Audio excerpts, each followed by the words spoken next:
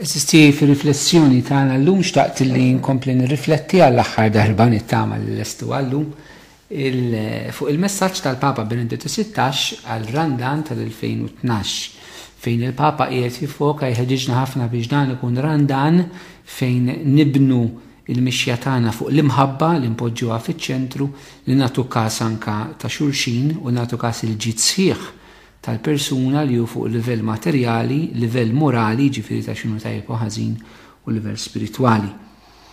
Illum ħankompli nagħmel riflessjoni fuq il-messaġġ ta' qdussija tiegħu u nibda mill-parti fejn il-Papa ipoġġi dan kollu fil-kuntest tal-Ewkaristija. Il-Papa jagħmlilna ħafna enfasi li aħna niċċelebraw l-Ewkaristija, niċċelebraw il-Qudies flimkien bħala komunità. Ħafna drabi id-dimensjoni ta' komunità eżisti fejn tidħol l-Ewkaristija, il-Qudiesa intilfet. Intilfet għaliex fil-massa il-Qudies, skużawni l-espressjoni, saret bħas supermarket. Is-supermarket huwa post fejn kulħadd imur għaliex konvenjenti għalih li jmur hemmhekk u n-nies jinsertaw illi jiltaqgħu hemmhekk f'dak il-ħin jixtru. Tajjeb li jmorru hemm għax forsi għandhom il-parking, tajjeb li jmorru hemm forsi għaliex sabu kollox, u il-prodott joġobhom. U l-Qudies eżisti xi drabi ġibni anke fuq dan il-livell. Jiġifieri jiena nagħżel imur dik il-knisja għaliex isib il-parking, ninqeda minn kollox, minn fejn nista' nistanu bl-affarijiet spiritwali kollox, u l-prodott joġobni ġifieri l-mod kif tiġi ċelebrata l-Qudies hemmhekk toġobni. Mhux qed ngħid li dan huwa ħażin kollu kemm hu fih nifsu, ma qed ngħid li dana qiegħed jimmina, iwaqqa, jeskludi, ma jagħtix każ, ma jagħtix importanza il-fatt li aħna niċċelebraw l-Qudies bħala komunità. Li jiena ma min niċċelebra l-Qudies dak huma ħuti fi Kristu. ċejjien irid inkun naf minn huma, irid inkun naf wiċċhom. Imma meta neħtlu l-Qudies bil-attitudni tal-massa tas-supermarket, allura ma minħabba tħabbat ma mill-laqat, ma minn insertajt. Imma m'hemm l-ebda rapport personali bejnek u bejn taħdejk ta' quddiemek ta' warajk u ta' ma' ġembek li qed tiċċelebraw l-Ewkaristija. Eżistijej il-futur tal-Knisja kif qed jiżviluppaw l-affarijiet mhux speċjali fil-kultura Ewropea, ma mhux biss, jinsab f'komunitajiet żgħar li jingħaqdu jiċċelebraw l-Ewkaristija u jaqsmu l-kelma tagħna bejniethom. Il-futur tal-evanġelizzazzjoni l-ġdida jinsab f'mudell ġdid ta' x'jiġifieri nkunu Knisja. Spiċċa żmien tal-insara tal-massa, spiċċa żmien tal-idea ta' il-parroċċa b'ħafna nies eċetera. Ċertament il-parroċċa jibqa' jkollha rol kbir, anzi essenzjali, però hemm bżonn niskopru iktar komunitajiet iżgħar, numri ċkejknin, fejn l-insara jafu lil xulxin bħala insara u jikbru u jimxu flimkien fil-mixja tagħhom.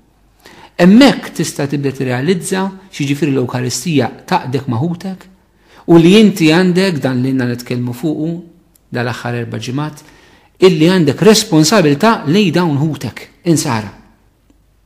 Li inti da tirrealizza li ħaddieħor huwa parti minnek. Il-Qudies ittina dan is-sens, ħaddieħor huwa parti minnek. Għaliex aħna ġisem wieħed. Inti idejk ma tistax tgħid li mhix parti minn ġismek, saqajk ma tistax tgħid li mhux parti minn ġismek, ovvjament huma partijiet differenti ma' ġismek. U aħna hekk eżisti kif jgħidilna San Pawl ma' xulxin. Aħna parti minn xulxin u din hemm bżonn tidħol fil-profond, fil-qalba ta' qalbna. Aħna bħala nsara parti minn xulxin. Jekk inti ma jinteressakx minn parti minn ġismek, għandek problema. Kif aħna għandna problema għax ma jinteressanix minn xulxin fil-Knisja. M'hemmx l-interess ġenwin li mħabba vera, li aħna nqisu xulxin parti minn xulxin, vera, u din ovvjament ma tistax tagħmilha mal-massa, lanqas. Hija topja. Imma għalhekk għandna bżonn komunitajiet iżgħar fejn l-imħabba nisranija tista' tikber u tista' tifjorixxi u nħossu għal xulxin li aħna parti minn xulxin fil-verità. Dan il-messaġġ tal-Papa l-hemmhekk irid wassalna eżisti. L-Ewkaristija li tikxef dil-laqda intima ta' bejnietna turina wkoll aspett tant importanti. Illi trid jew ma tridx fit-tajjeb jew fil-ħażin ħajtek għandha x'taqsam ma' ħajjed ħaddieħor. Aħna ħadd minnha f'bozza. Trid jew ma tridx int tinfluwenza l-ħajja ta' ħaddieħor u ħaddieħor jinfluwenza l-ħajja tiegħek. Ma tistax tgħid ħatgħix għal rasek, il-bniedem maħluq esseri soċjali u bħala nsara id-dimensjoni li aħna ħajjitna tmissma ta' xulxin, ħajjitna tinfluwenza xulxin hija parti essenzjali mill-ħajja nisranija. Nerġa' ngħid il-parti differenti ta' ġismek alla ħares kollha jibdew jeġixxu ishom kollha maqtuwajna r-rashom. Murġibek qed tiffunzjona. Kif kull moħħ ma jikkoordinax mal-għajn, mal-widnejn, mas-smieħ, mal-idejn, mal-qalb, mal-muskoli, mal-nervituri, kieku ara ġismek kif jaħdem. U għax drabi aħna hekk bejnietna eżisti. M'hemmx il-konkordja, l-qalb waħda bejnietna. Dik li kienet tanti karatteristika l-insara tal-bidu, però anke li mill-ewwel nkunu reali ġiet imtabta bid-dnub. Din ir-realtà eżistijaj biex naslu għal din l-imħabba li l-Papa Benedettu XVI qed jenfasizza li tkun fil-qalba tal-Knisja.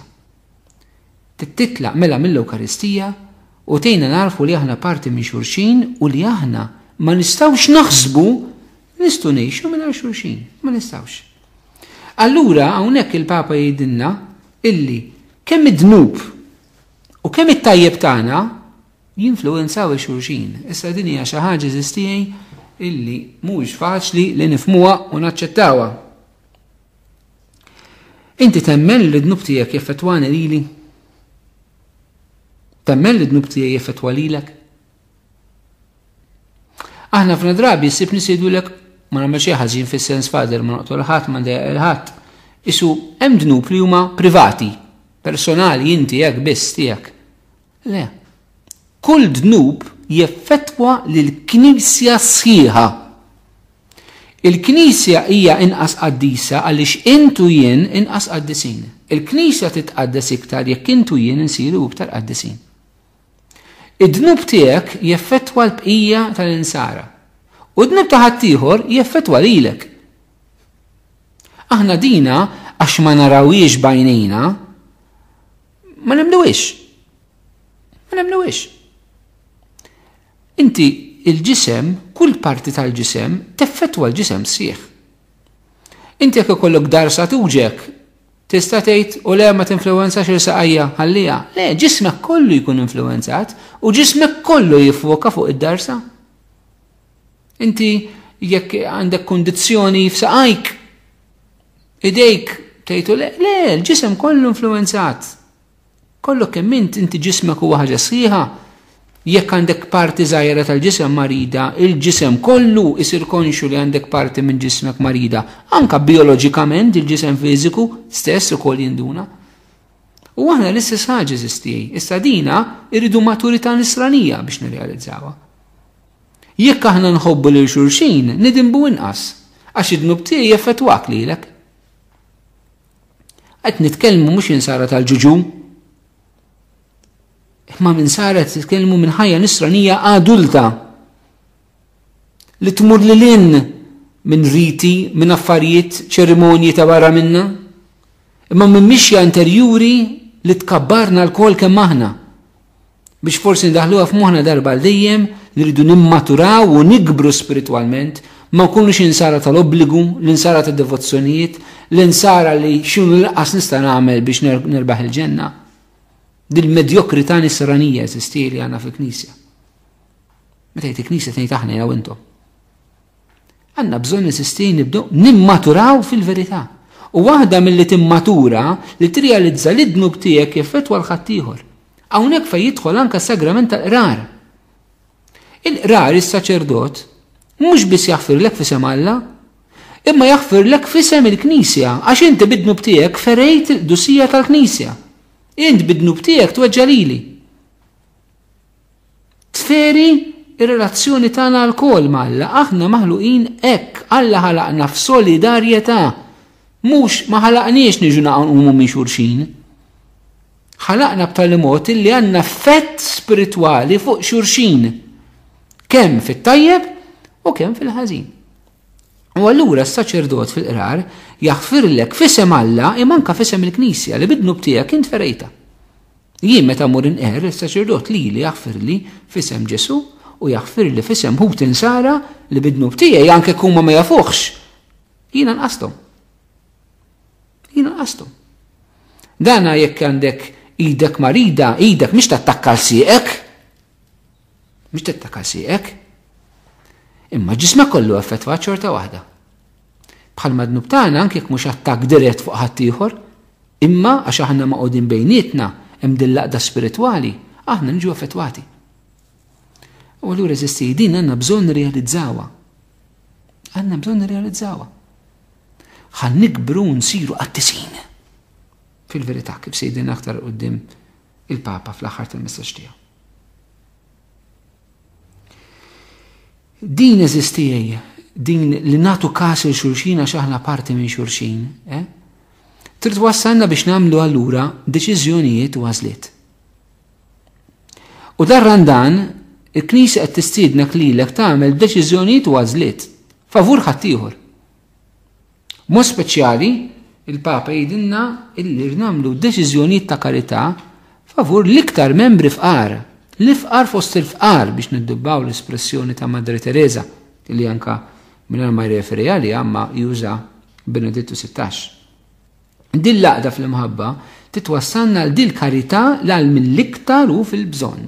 Ir-Randan kif nafu huwa mument qawwi ta' mħabba. Li nesperjenzaw l-imħabba talla u li nagħtu l-imħabba talla fl-emijel ta' karità tagħna. Ovvjament il-karità li qatt minn mifruda mis-sawm u qatt minn mifruda mit-talb.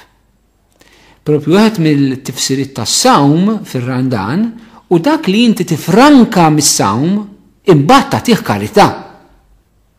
Mela, jekk inti qed issum billi ma tpejjibx, ara kemm jiġik pakkett sigaretti li inti ma pejjibtux, issa toqgħodx tgħidlek xiġini 5 euro ftit, mhux irrilevanti, Alla qalb ħares. Imma dak li inti tifranka mis-sawm tagħtih karità. Dak li inti tifranka mill-ħelu tagħtih karità. Jekk inti xtaqt tmur tara film u ma rajtux u allura iċċaħħat minnu, ara kemm kieku kien jiġi jiswik dak il-film u għatih karità. Jekk inti titissum ftit mill-użu tal-mobile, ara kemm tifranka u għatih karità. Jekk trid tissum mill-użu tal-internet, ara kemm tifranka u għatih karità. Jiġifieri is-sawm fiċ-ċaħda tiegħu anke jekk pereżempju fejn fien iddeċidejt li ċertu ikel m'intix ħadd jieħdu matul ir-Randan. Ara x'tifranka billi ma tixrix dak l-ikel u għatih karità. Jiġifieri s-sens tas-sawm għandu wkoll fost il-ħafna sinifikati tiegħu, imma iċ-ċaħdiet li aħna nagħmlu nifrankaw minnhom nagħtuhom karità. Eżisti. Qed ngħid materjalment, finanzjarjament. Hemmhekk fejn it-talb is-sawm u l-karità jingħaqdu. Titlob għax inti ma tistax issum bil-qawwa tiegħek hija supervja preżunzjoni li taħseb l-sum. Ħafna nies jgħidulek nipprova ma rnexxilix fader. Il-problema mhux li ma rnexxilekx is-sawm, il-problema aħna nissupervi naħsbu nistgħu nsumu mingħajr il-grazza ta' Toqgħod tgħidli daqshekk supervja hija eżisti dik il-verità meta aħna ma ndurux lejn Alla, aħna nduru lejn nfusna, naħsbu nagħmlu kollox bil-qawwa tagħna, dik hija supervja tal-bniedem. Eżisti qabel ma nsumu, qabel ma nħobbu, rridu nitolbu il-grazzja tiegħu u Ġesu ma ċaħedniex minnha illi jgħinna biex naslu għal dil ħaġa. Inutli ssum jekk ma titlobx iktar. Inutli. Iktar ma ssum iktar titlob għax il-qawwa tas-sawm li taħkem lilek innifsek li tiċċaħħad ġejja mill-qawwa tat-talb. Għalhekk anke f'ras ir-Randan il-Knisja semmanna l-Vanġelu parti mid-diskors tal-Muntanja Mattew kapitlu 6 meta Ġesu jaqgħad flimkien it-talb, is-sawm u l-karità. Nagħtu każ il-xulxin ifisser f'dan ir-Randan illi aħna nagħmlu għażliet ta' karità favur ħadd ieħor. Però mhumiex biss għażliet materjali jeżisti favur ħadd ieħor. L-ifqar fost il-fqar illum mhumiex biss dawk illi m'għandhomx ikel, m'għandhomx fejn jgħixu u minn daw għandna. ma naħsbux li m'għandniex. Bl-istandards tal-lum, statistikament fl-Ewropa, f'Malta għandna 15% tal-popolazzjoni illi hija marida, fis-sens f'ira rrid ngħid. 15%. Skont statistika di mhux il-Knisja qed tgħidha, imma li ngħiduha mill-aspett ċivili. Jiġifieri, nies li huma friskju ta' faqar hawn Malta għandna. Ma niludux ruħna. Ma ningannawx il anfusna. Mhux kollox sejjer tajjeb. Jekk int ħajtek sejra tajjeb, ftakar li mhux ħadd ħajtu sejra tajjeb bħal tiegħek. Għandna nies jgħixu barra triq. Għandna nies li għandhom problema ta' xogħol. Għandna nies li għandhom problema ta' ikel. Għandna trabi li jitwildu li għandhom qas ta' mħabba ta' familja, dan ukoll eżistijej huwa faqar ġdid.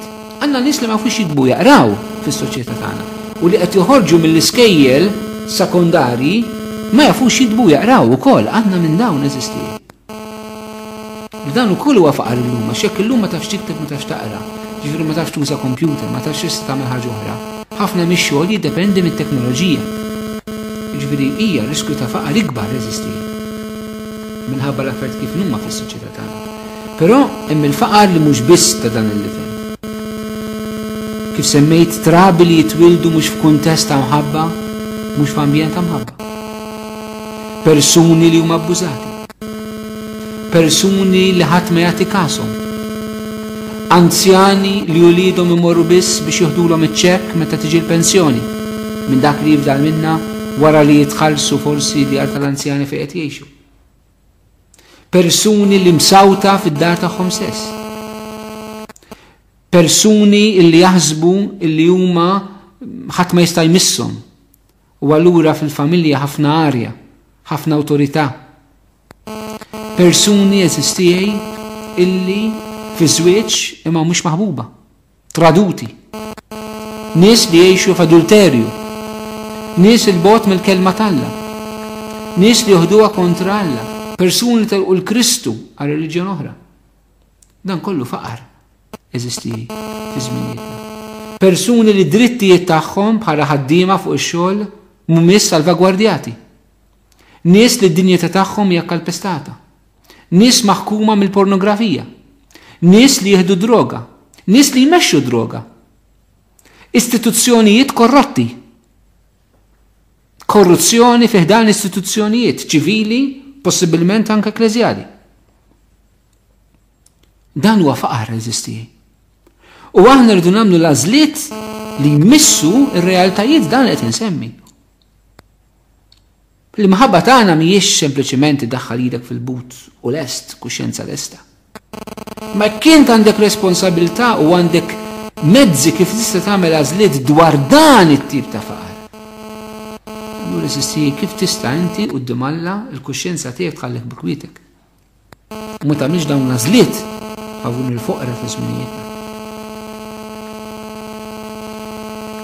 Eżisti li aħna nutikax il-xulxin ma jfissirx biss nagħmlu dawn l-għażliet, ifisser ukoll li nifirħu ukoll quddiem is-suċċessi ta' ħaddieħor. Nifirħu quddiem it-tajjeb ta' ħaddieħor.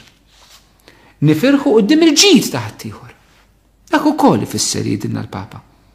Nagħtu każ il-xulxin meta naraw l-Ispirtu ta' Alla jaħdem f'ħaddieħor. Il-ferħ. Li tifraħ, mhux titnikket li tgħid quddiem il-ġid ta' ħaddieħor. Li tifraħ. Forsi darran dan int għandek bżonn tikber fil-ferħ. Li tifraħ quddiem il-ġid ta' persuni oħrajn.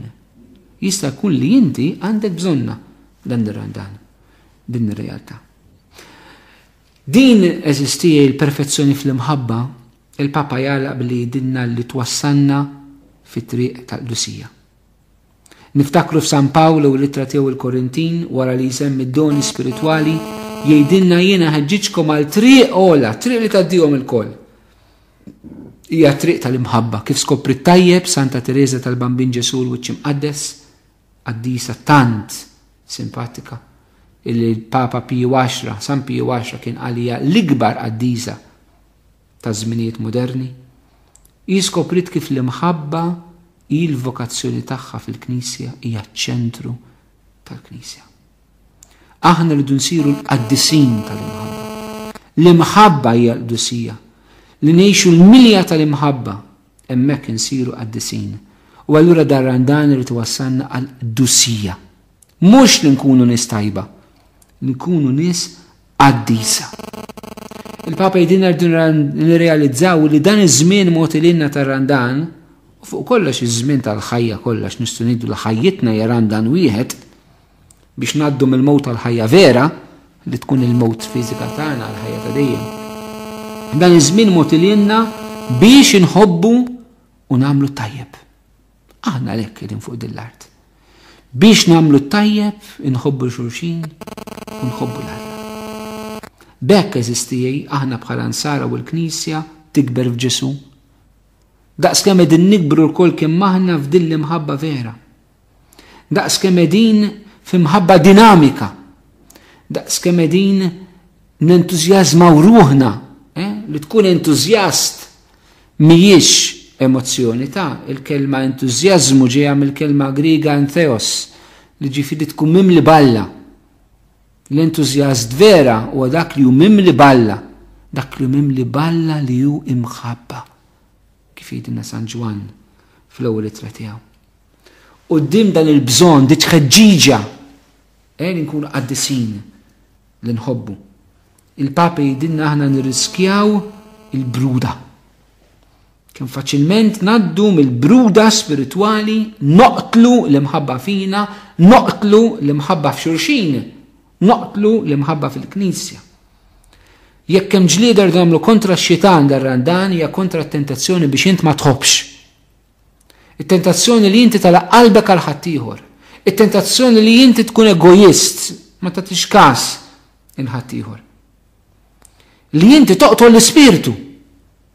Xi ħaġa li San Pawl iċ-ċelinġjana sew fuqha, toqtlux, tniktux l-ispirtu tagħna.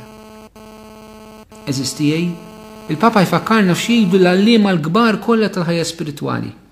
Fil-ħajja spiritwali, jekk ma timxix il-qudiem, timxi lura, mhux tibqa' kif int. Jekk m'intix tħobb, tkun miexi lura. U ftakar li tkun israni mhux li ma toboċ, hi differenti. Mhux li ma toboċ, li ma tagħmel xejn, ma li tħobb. Li tagħmel dak li jisewwa. U rridu nimxu l-qudiem eżistijej. Għax jekk ma nimxux il-qudiem fl-imħabba mhux nibqgħu fejn aħna nimxu lura. Jekk ma tagħmilx progress fil-ħajja tal-ispirtu, tagħmel regress fil-ħajja tal-ispirtu. Quddiem dan kollu eżistijej il-Papa jalaq billi ħeġġiġna ejjew inżommu quddiem għajnejna il-qaddisin. Il-qaddisin li jimbuttawna sabiex aħna nkunu nistgħu nimxu l-qudiem fil-mixja tal-imħabba vera.